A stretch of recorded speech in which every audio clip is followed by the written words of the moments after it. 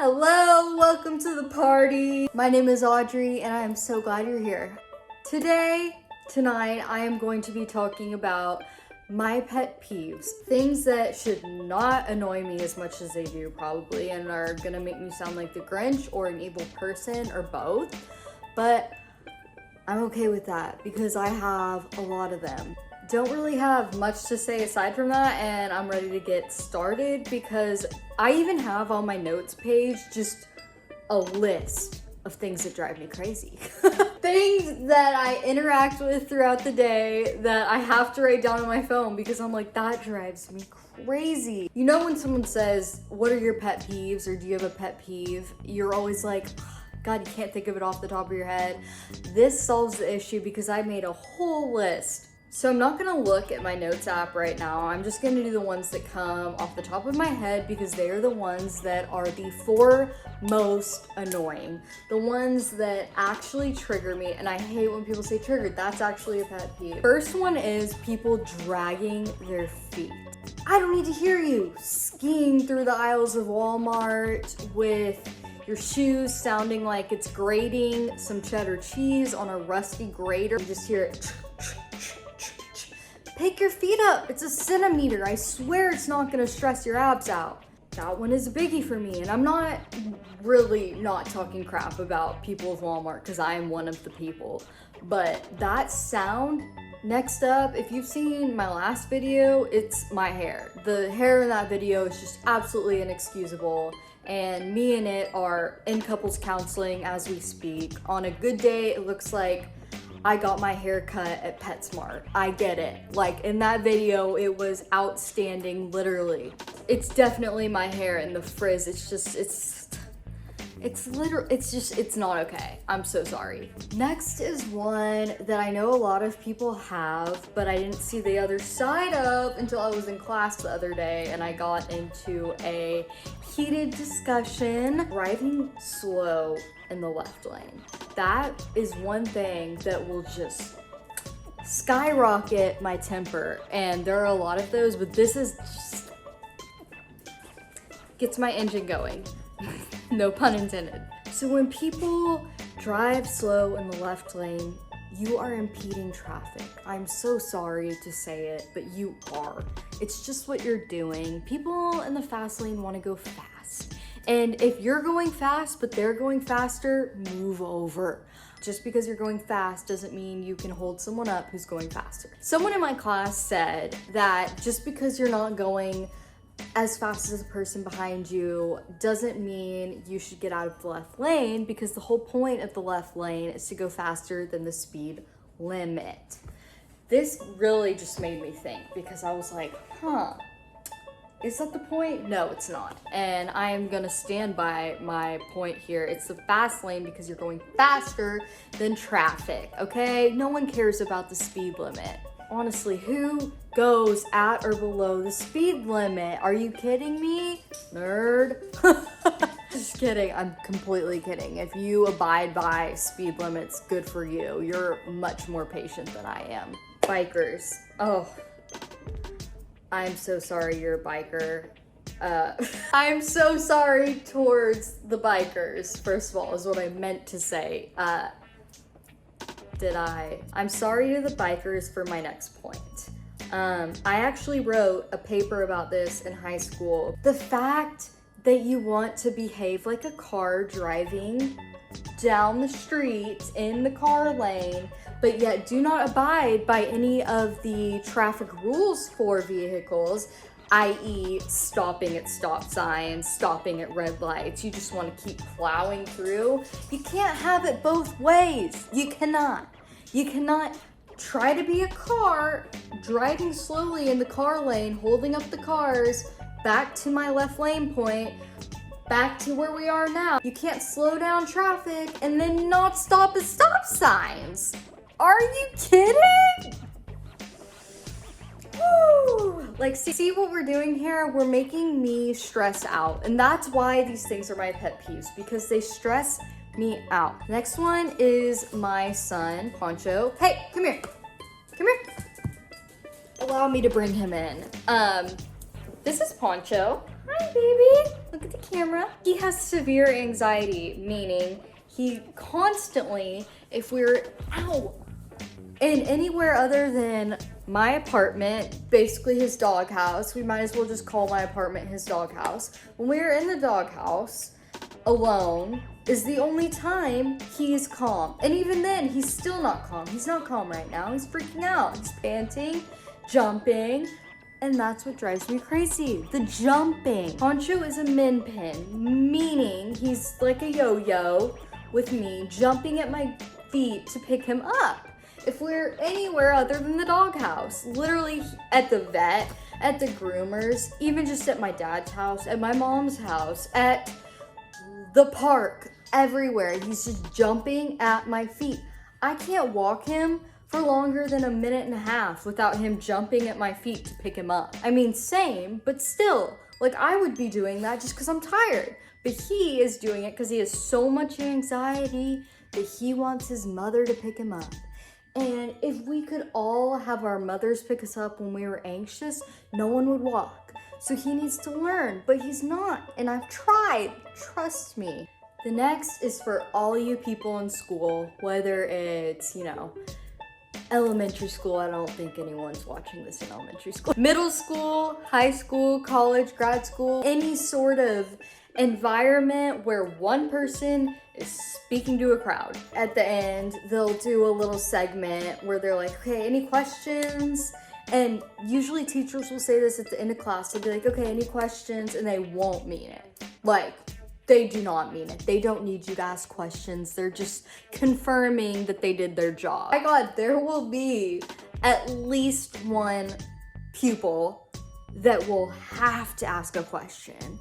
And it's something that they could have easily asked after class, with just one-on-one, not held up the whole class, because sometimes the teacher will be waiting to dismiss everyone until there are no more questions. You'll be at the end of class and everyone's like, okay, we're good, we're set, game time, let me out of here.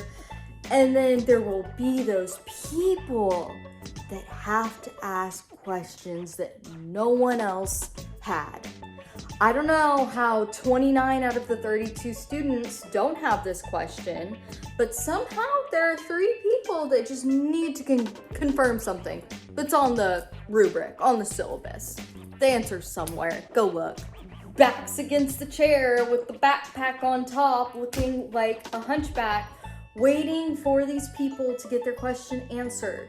And it takes like an extra 10 minutes, which is valuable time when you want to go surf the internet, when you want to go home, when you want to have a snack, take a nap. Like, that's 10 minutes you could be investing into another waste of time. These people are choosing what you're doing with your time, and that is what is going to set me over the edge. Don't park yourself into the seat at school and just plan on being there for the rest of the day. I don't do that. None of my other pupils do that. We're ready to go. Engines are revved. We're ready to get out of this classroom.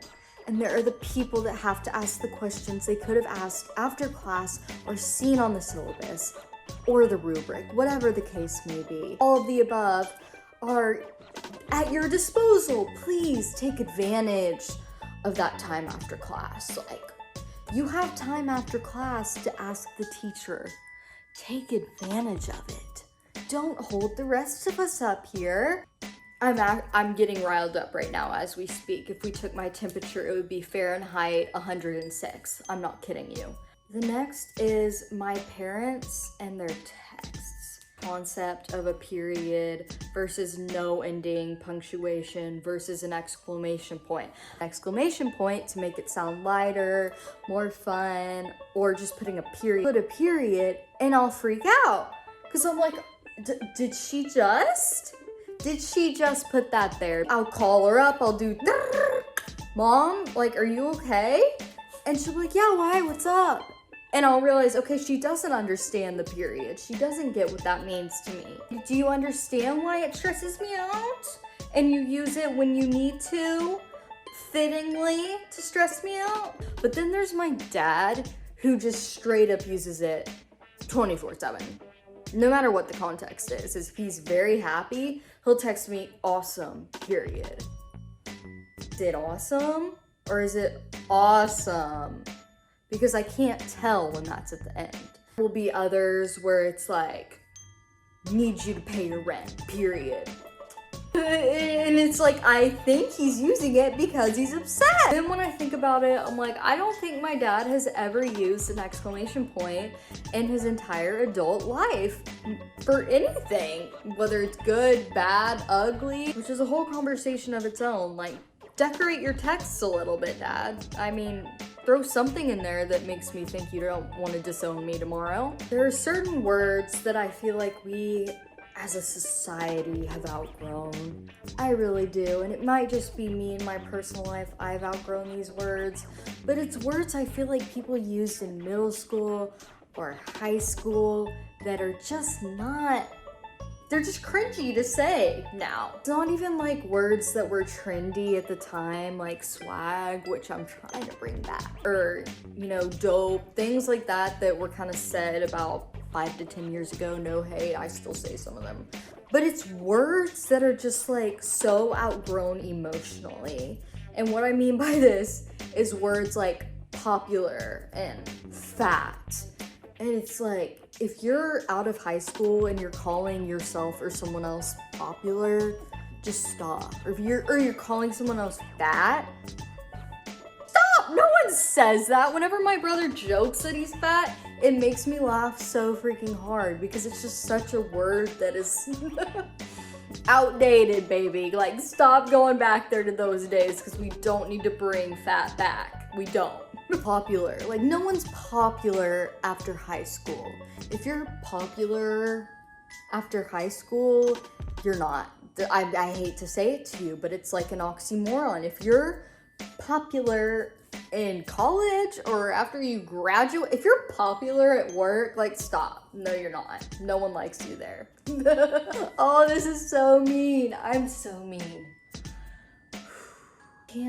Can I post myself being mean on YouTube? I can, yeah, I will. Sorry if you hate me, oh, you know what? My last thing, my grand finale of things that drive me crazy, people that dislike my videos. How am I gonna have 18 subscribers and I'm still getting those down? Like, what the heck, you guys? It's just like, we're a community. If there are 15 of you, we are a community. We are family. We're all probably related. I just don't understand why you would dislike it. You know I don't get views. You know I'm in the double digits, not triple, if that, on views. You don't need to dislike it because it's not doing anything except making me salty and go stress eat. Like, I don't need that in my life. Neither does my pant line. Anyway, if I achieved anything from this video, it's hopefully helping someone feel related to. Hopefully one person out there gets triggered. Can't believe I said that. That's another one of my pet peeves when people say that. Hopefully I've spoken to some sort of audience that understands my agitations about these things. The rest of you who just think I'm crazy and overdramatic and being unnecessary, then you can go join my dad in that side of the room because I know there's someone out there that relates. Just don't unlike this video, really? Like, just don't do that to me. I swear, it will really just put a damper on my evening, day, morning, mid-afternoon.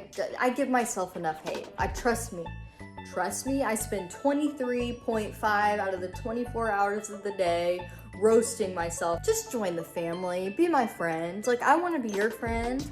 Let's be friends, please. Let's do it. Trust me, I don't have a long friends list. You're on it if you want to be. Like, comment, or subscribe if you feel the need to, and hopefully maybe one day I can get to 20 followers. What a concept. Every 1 subscriber I get at this point, I get so excited about. I'm like, oh my god, I got a 19th. Like, that means the world to me because it's one more person that wants to listen to me yammer on. I love every single one of you that do, and even those of you who don't. We'll be okay. I'll be okay, because Lord knows there are a lot of people on YouTube I don't like listening to. So if I'm one of yours, then just like click off. Thank you so much for watching this video. It means the world to me, it really does. It gives me faith in humanity that I'm not just the absolute idiot that I think I am. I still know I'm an idiot, even if you do subscribe. I will be back if you so choose to put me in your feed. So thank you so much. I love you to Jupiter and back. Goodbye.